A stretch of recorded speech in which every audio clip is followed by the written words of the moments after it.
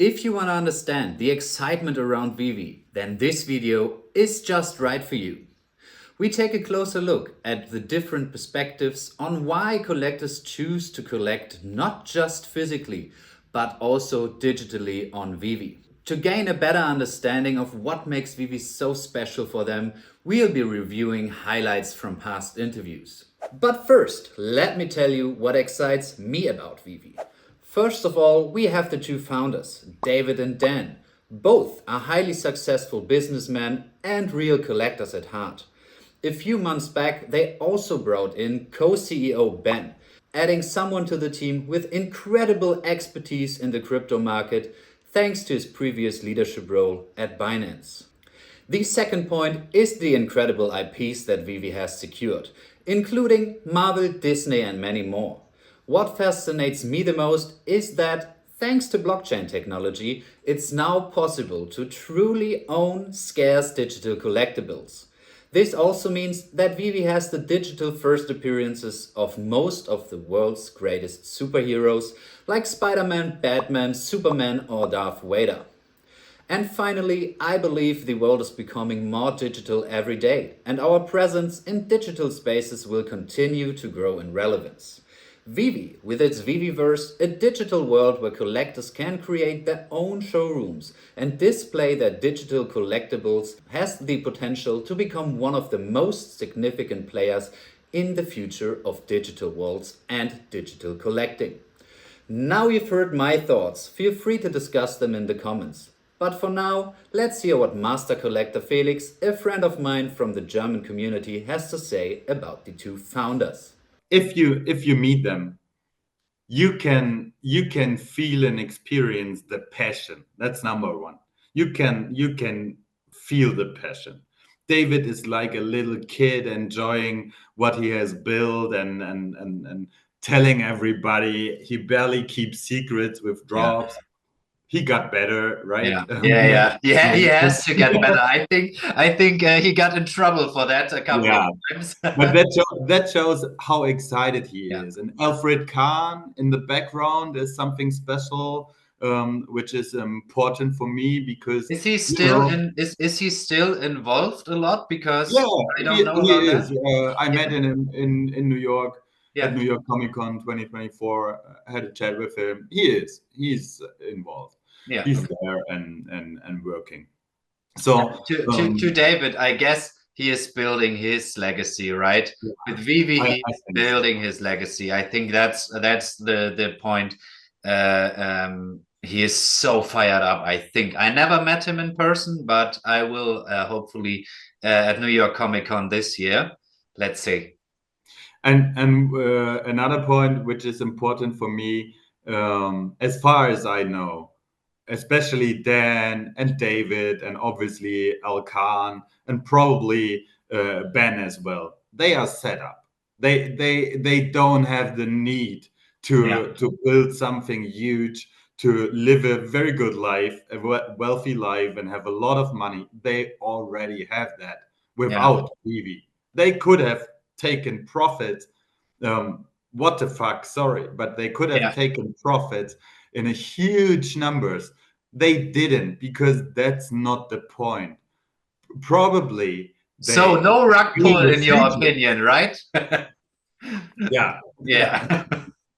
I mean, sorry for all those people who say VeVe is a rug pull. That's totally not true.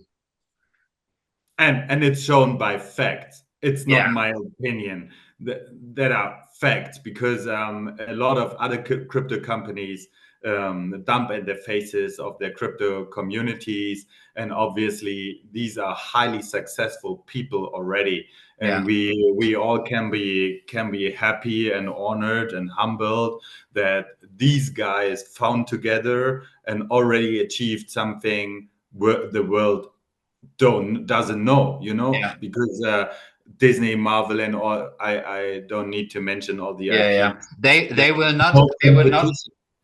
not put their reputation on the line for a little more money, little more money. But for money they don't really need, to be fair. Okay, so David, we've talked about David. What about Dan?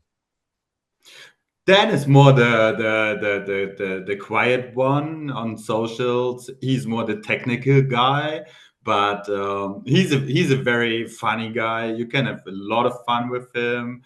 We had a lot of great parties, and I think he's very important in the background, managing all the technical stuff, building the VeVeverse, having the integration of all the corporations and collabs with VV Comics and Marvel publishing their comics on VV Comics, and he's very important, and you can feel his excitement and his dynamic if you meet him in person. He's just not like the most active guy on socials, but Yeah. in real life, he has a lot of esprit, and you can feel that passion Yeah. as you can feel it with David. But David is more interacting on social. Yeah. Yeah. Yeah. And what about Ben? Ben is kind of newer to the company as co-CEO. What is your opinion on the last couple of months where when he joined the company? What are your thoughts about that in terms of communication and some kind of roadmap thing? What are your thoughts about that? I'm very happy that he's here, Yeah, me and too. he as a person especially, because I think he's very experienced, he's very intelligent, he speaks. The way he handles like the tough Yeah, questions, I yeah, really like that. yeah. But and he's straight, his communication is straight. Yeah, He says what he means. He can say things about the issues and what went wrong or should be better. He's not afraid to putting that up front. I really like that. You can feel his experience at Binance and in crypto and managing teams around the world, or my first impression um, is very, very good, and he fills this lack of time yeah, and social and community interacting with great communication, multi languages, and everything.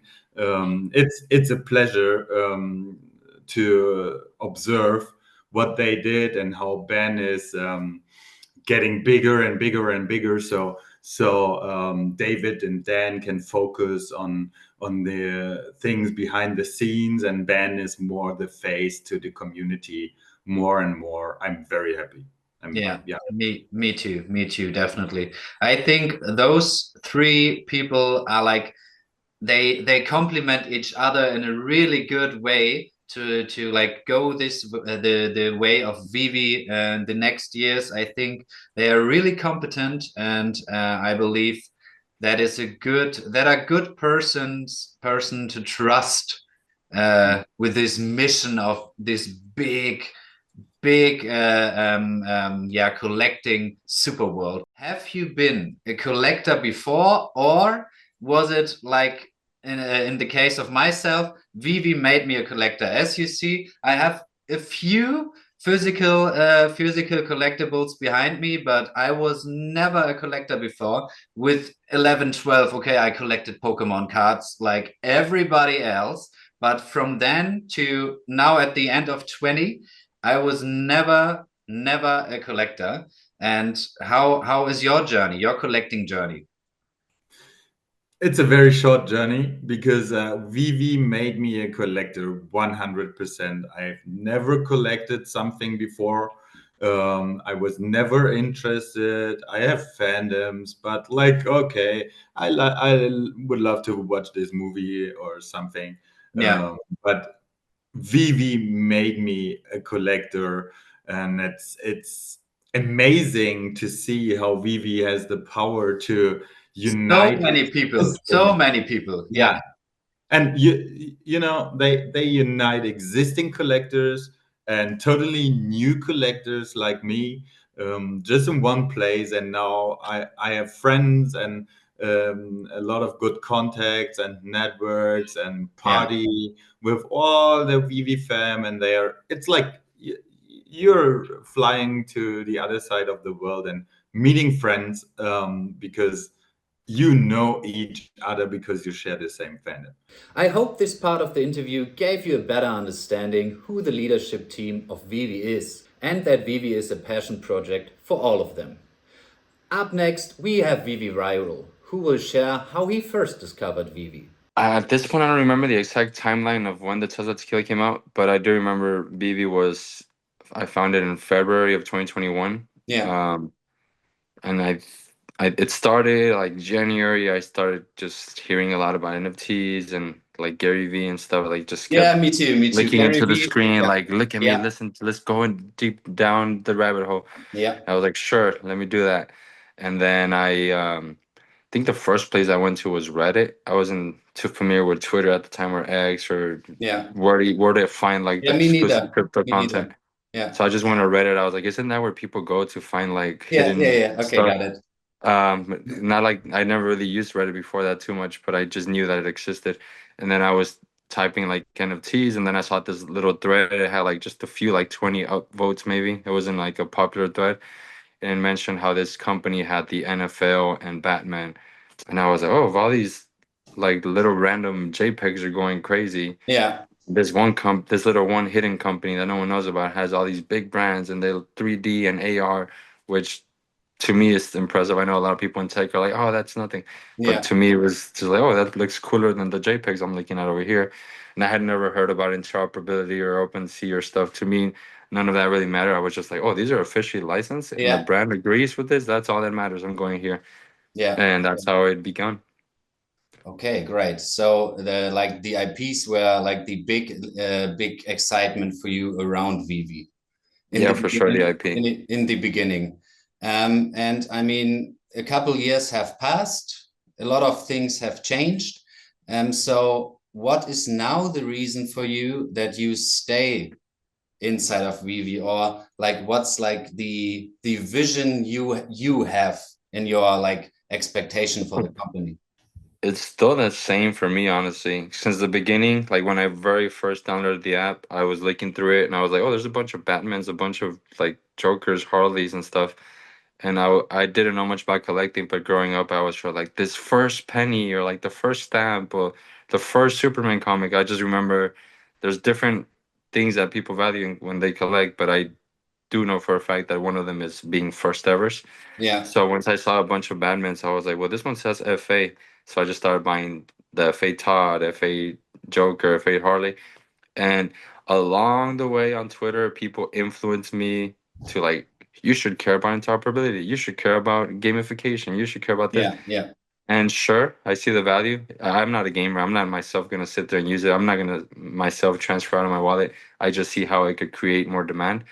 But for me, it's still all about big IP, officially licensed FAs. That's still what keeps me here. Yeah. Okay. Have you been a collector, or is it through VeVe that you started collecting? No, yeah, it started with VeVe. The only one item I had ever collected was the Tesla tequila. And it was just What's an that? impulsive A tequila? Tesla, like the car company. Yeah. By now they've probably done more than one. They dropped a few years ago, like in 2020 or 2021, tequila, like a limited edition little Ah, okay. lightning. Yeah. And I just saw it on Twitter, and right away I was like, oh shoot, I'll get one. Yeah. So I have that. So that's like the first time I bought something with the intention of simply collecting it. Yeah. And that was probably right before VeVe. So prior to VeVe, no, I wasn't collecting anything. Ah, okay. So like most of the people I talk to are always like, yeah, VeVe made me a collector. So that is Yeah. obviously one of their biggest strengths. Finally, we take a look at a clip from my video with Veve Magic. We talk about collecting on VeVe and the VeVe community. That is something I really love about it, is that I can take my collection everywhere with me, and yet it doesn't take up any space. So Yeah. I love, yeah. And what? Okay, probably you will collect most of the Disney stuff, but do you collect other things as well? So was Veve able to like bridge the gap for you for other fandoms? Yeah, I mean, when I first got on the app, you know, the biggest fandom that was there at the time was Batman. That was the first thing that I really collected. Yeah. So you came in like at the beginning of 2021, end of 2020? Yeah, 2021, early 2021. Yeah, me too. Oh, nice. April 2021. What's that? April 2021. Nice. Yeah.